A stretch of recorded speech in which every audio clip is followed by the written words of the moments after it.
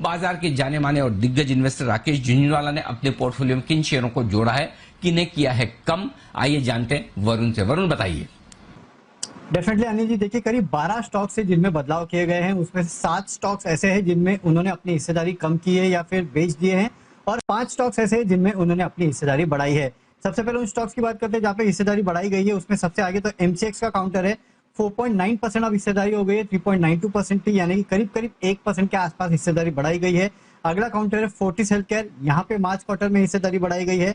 Jubilant pharma, agrotech food और टीवी18, ये वो स्टॉक्स है जहाँ पे हिस्सेदारी बढ़ाई गई है।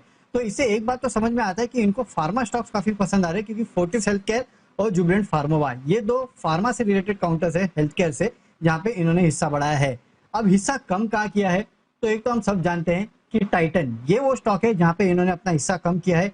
5.32% हिस्सा कम करके अब 5.06% हो गया है। और एक Tata group company Tata communication, यहाँ पे भी हिस्सा कम किया गया है, 1.12% से कम करके 1.04%, यानी कि टाटा ग्रुप की जो कंपनीज है उनसे ये अब थोड़े दूर रह रहे हैं, वहां पे ये बिकवाली कर रहे हैं। और इसके अलावा वीआईपी इंडस्ट्रीज, यहाँ पे 3% के आसपास हिस्सा कम किया गया है, 5.22% से कम करके 2.32%। लेकिन कुछ ऐसे भी स्टॉक्स है जहां पे इनकी हिस्सेदारी या तो पूरी तरह से खत्म हो चुकी है या तो 1% के नीचे है, क्योंकि देखिए जब भी कंपनियां डिस्क्लोजर देती है तो जो 1% के नीचे रहती है वहां की हिस्सेदारी नहीं बताई जाती है। इसके लिए इन स्टॉक्स में अब इनकी हिस्सेदारी कितनी है वो पता नहीं, लेकिन हाँ हिस्सेदारी 1% के नीचे है, इतना पक्का है। और ये वो स्टॉक्स है जिसमें आयन एक्सचेंज सबसे आगे है, 5.29% हिस्सा दिसंबर में था, अब बिल्कुल दिख ही नहीं रहा है डिस्क्लोजर में। जीएमआर इंफ्रा, फर्स्ट सोर्स और इंडिया बुल्स रियल एस्टेट, ये सब काउंटर्स ऐसे हैं जिनमें दिसंबर क्वार्टर में 1% के ऊपर राकेश झुंझुनवाला का हिस्सा था। लेकिन अब अगर आप देखेंगे तो इस कंपनी के जो शेयर होल्डिंग पैटर्न है उसमें 1% के ऊपर वाले हिस्से में इनका नाम कहीं भी दिखाई नहीं दे रहा। तो ये वो 4 स्टॉक्स है जहाँ पे या तो इन्होंने हिस्सेदारी पूरी बेची है या फिर 1% के नीचे इनका हिस्सा आ चुका है।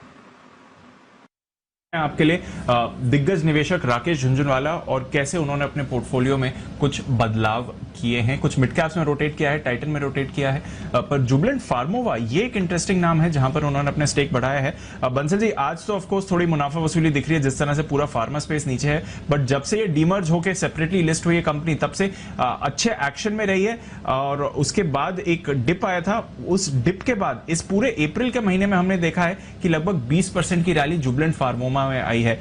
बताएं सर, कोई इंटरेस्टिंग लेवल्स इसके लिए आगे जाकर भी ऐसा ही मोमेंटम देख रहे हैं इस काउंटर पर?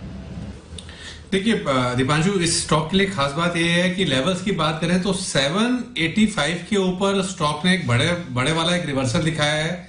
785 के ऊपर निकलने के बाद यहाँ पर एक पॉजिटिव क्रॉसओवर देखने को मिला है। तो अब धीरे धीरे करके इसको कोई अगर लंबी अवधि के लिए निवेश करना चाहता है तो करेक्शंस पे बाय करना चाहिए, और स्टॉक का 750 एक नीचे में एक अच्छा बेस है, तो करेक्शंस पर बाय करने की राय है।